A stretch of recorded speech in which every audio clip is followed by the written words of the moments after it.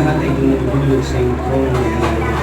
Humihingi ng kapatawaran sa lahat ng aming mga pagkakamali, pagkukulang at pagkakasala na nagawa sa iyong harapan. O Diyos, Panginoon ay kapatawaran at samahan mo kami sa pagkirang service na iyong Diyos at madama ng lahat na ikaw ay sumasa lugar na ito, Panginoon. At madama nila ang iyong presensya at ang iyong pag-ibig sa langit na ito.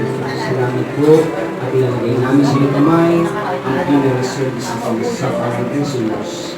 Amen and Amen. Diyos ang bawat gawa sa kahatulan, pati bawat kubling bagay, maging ito'y mabuti o ito'y maging masama. At ang ating subject na tatalakayin po ay pinamagatang ang buong katungkulan ng tao. Tayo po'y makakaupo na lahat. Ay utang natin sa Panginoon. Sinabi ng Biblia, tayo po ay mula sa alabok. Itong alabok na ito ay pinugisan ng Panginoon at ito ay hiningihan ng hininga ng buhay. At tayong tao po ay nagkabuhay, mga kapatid. At nung tayo po, mga kapatid, ay may buhay po, lahat ng ating mga pangangailangan mula ulo hanggang sa paa ay nilikha at ibinigay sa atin ng Panginoon. Ganun din, mga kapatid, pati lahat ng mga bagay na makapagpapasaya sa atin, mga kapatid, at makapag-aaliw ng ating buhay ay ibinigay din po ng ating Panginoon. At nung tayo po ay nabuhay, mga kapatid, ang sabi ng Biblia, nagkasalang mga tao, mga kapatid, at tayong lahat ay dapat patungo po dun sa kaparusahan sa apoy ng impyerno, pero gumawa pa rin ng paraan ng Panginoon, nagkatawang tao siya, mga kapatid, sinakripisyo niya kanyang buhay para lamang po tayo ay maligtas. So kung pag-aaralan natin, mga kapatid, sobrang laki ng may pangalan yung loob natin sa ating Diyos, mga ay, ano mo na ba? At bilang tao po, mga kapatid, na nabubuhay sa mundo ito, ay dapat maalaman natin, mga kapatid, na tayo po ay merong katungkulan sa Panginoon. At yun minsan po ang nakakalimutan natin. Madalas, mga kapatid, pagdating sa responsibilidad sa ating pamilya at katungkulan natin, hindi natin nalilimutan. Yung katungkulan natin sa ating trabaho, hindi rin natin nalilimutan. Yung pong katungkulan natin, mga kapatid, sa ating mga organisasyon o samahan, hindi natin nalilimutan, mga kapatid. Yung ating mga utang sa ibang tao, hindi natin nalilimutan. Pero aminin natin, tayong tao po, madalas ang nalilimutan natin ay yung tungkulin natin sa Panginoon. Na kung saan, mga kapatid, at talagang kung meron man tayong tatanawin ng utang na loob, at meron man, mga kapatid, na gaganapin katungkulan, number 1, dapat yung katungkulan natin sa Diyos. Number 1, dapat yung utang na loob natin po sa Panginoon, mga kapatid. At aminin natin ang totoo, tayong mga taong minsan, hindi natin naaalala yung tungkulin natin sa Panginoon. Lagi natin tatandaan po na hindi tayo nabubuhay sa mundong ito para lamang mabuhay para sa ating sarili. Meron tayong purpose. Meron layunin ng Panginoon sa ating, kaya tayo kinreate ng Panginoon, mga kapatid. At yun nga po, mga kapatid, na meron tayong gagampanan sa harapan ng Panginoon. Okay, ano po yung gagampanan natin, mga kapatid? Katulad po na sinabi ng Biblia, ito ang buong katungkulan ng tao. Number 1 is matakot tayo sa Diyos. Pag sinabing matakot sa Diyos, mga kapatid, nandun po yung tinatawag, mga kapatid, na talagang ano na respect natin sa Lord. Andun, mga kapatid, na tayo handang magpasakop sa Panginoon. Andun, mga kapatid, na siya po, mga kapatid, ay aalalahanin natin. Yun pang ibig sabihin, may takot sa Diyos, naaalala natin ang Panginoon. Buhay ng mga anak ni Nanay, ano po rin ang pangalan ni Nanay? Lucia Lalata. Pumunta po kayo sa harapan at ipapalalaman po. Sige po, mga anak. Ngayon po, alam na niya ang reality. Na kapag ang tao ay namatay, ay may dalawang patutunguhan. Sa langit o sa impyerno. Mga kapatid, ako naniniwala na ang number 1 nasa puso ngayon ni Nanay, ang kaligtasan ng Panginoon. Yan ang number 1 nasa puso ngayon ni Nanay. Hindi yung kayo yumaman, hindi yung kayo magtagumpay, kundi yung kayo number 1 maligtas. Dahil alam na niya, nasa spiritual realm man ng both side na kahit na ako'y maligtas. Pangalawa na lang po yung kayo pagpalain. Pangalawa na lang po yung kayo magkasundo-sundo. Pangalawa na lang po yung kayo magtulungan. Pero number one sa lahat yung kayo maligtas. Naniniwala ako, mga kapatid. So mananalangin po ako sa inyo, mga kapatid. Hallelujah, hallelujah, hallelujah. Praise God. Praise the Lord. Panginoon ko, basbasan mo po ang lahat ng naiwan Panginoon ni Nanay Lucia Lalata, ang kanyang mga anak, ang kanyang mga apo, ang kanyang mga mahal sa buhay. Lord, una sa lahat, Lord, ilagay mo po sa kanang puso ang pananampalataya sa iyo. Ang pagsunod sa iyo, Panginoon, at mula sa araw ito, Lord, ay magsisimula silang maglilingkod sa iyo, Panginoon.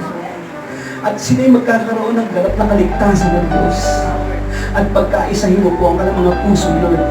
Sila'y magmahalan, Lord. Hallelujah. Magtulungan, Lord. Lalo na ngayon sa panahon ng pangangailangan, sa panahon ng mga kahapisan at kalungkutan, magpalakasan at magtulungan ng bawat isa, Lord. At kung may nagkasalaman ay magpatawaran, Panginoon. Salamat, Lord. Bukulorin mo po, Panginoon, ay Santong Espiritu, ang pamilyang ito, Ama. At sila po, Lord, hallelujah, ay magkaroon, Panginoon, hallelujah, ng iisang isipan, Panginoon, sa buhay spiritual at pananampalataya, at ganoon din sa mga pananaw sa buhay. At silang lahat, Lord, ay magsilakas, Panginoon. Sa kabila ng kalangkalumbayan ay magkaroon sila ng kalakasan ng loob, Ama. At sa kabila ng mga kalungkutan at pag-iyak, Lord, hallelujah, ang kabila nito ay ang pagtawa, Panginoon. Ngayon din, Lord, hallelujah, pagtagumpay mo po sila ang pamilyang ito. Higit sa lahat po, ang kaligtasan po ay dumali po sa pamilyang ito. Ang pag-unlad sa buhay ay dumali sa pamilyang ito.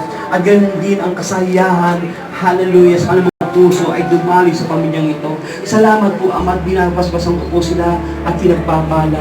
Salamat po sa pangalan ni Jesus. Amen and Amen.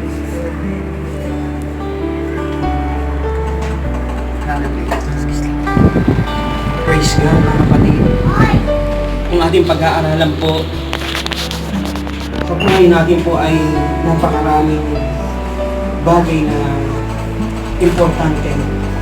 Pero aminin natin, walang importante po. Una sa Diyos, pangalawa po sa ating pamilya, mga kapatid. Hallelujah.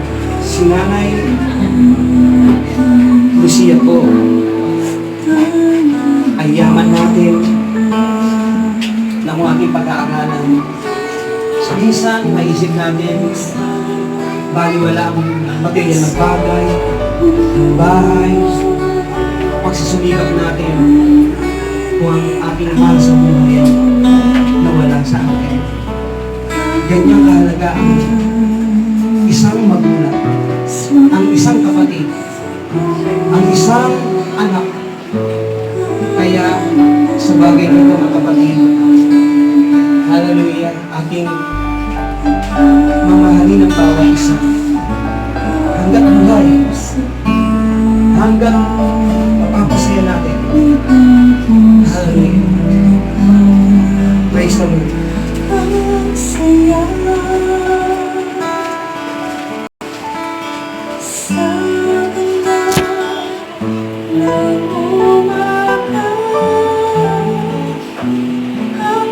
Lord, yes, Lord.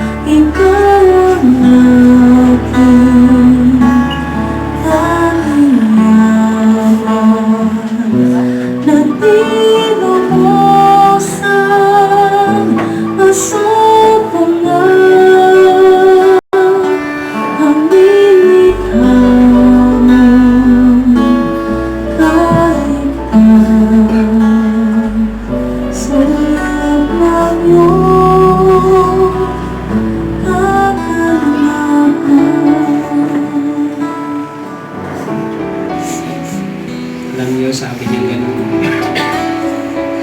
Patay na si nanay, paano ko? Sino na mag-aalaga sa akin? Alam niyo, bagamat nag-aalaga yung ibang mga kapatid, pero ibang alaga ng ina talaga. Damang-daman ni Brother Eric ang pagmamahal sa kanya ng kanyang ina. At yung nanay niyo talagang lumaban. Lumaban, ginawa ang lahat ng magagawa. Pero nyo, may sakit pa yun. Pumunta kami sa ano po man, sa Laguna para dalawin yung anak niyang may sakit din. Ganun po ang ina. Lahat ibibigay para lang po sa anak. Lahat isasakripisyo hanggang sa huling hininga ng kanyang buhay. Hallelujah. Hallelujah. Siya po ay loving mother. Mapagmahal na lola, mapagmahal na ina.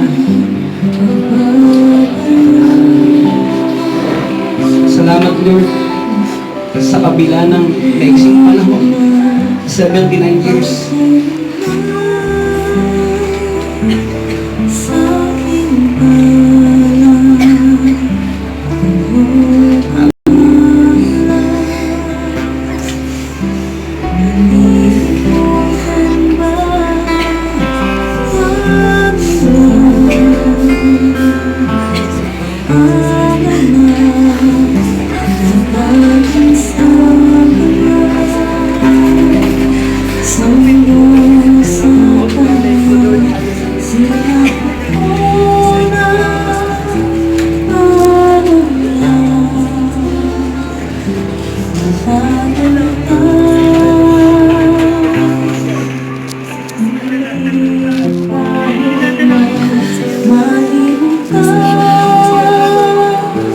Sa kalooban ng nanay ko ang pag-iwan niya sa amin dahil hinihintay pa rin yung makasama namin ang kapatid ko si Dixie Dino Nalata, ang kuya kong lumpo na si Ricardo Nalata. At sa oras kong ito, taos puso ko ang nagpapasalamat una sa Diyos Amang nasa langit at sa buong pamilya ko. Nagkasama-sama pa rin po kami lahat. Ihahatid pa rin po namin sa iyo. Ang tulad ng aming normal na ina. Maraming salamat din po Pastor Edwin dahil sa rin po ang naging daan para makilala ka ng nanay ko na si Priscilla Nalata. Salamat rin po. Mahal na Pastor.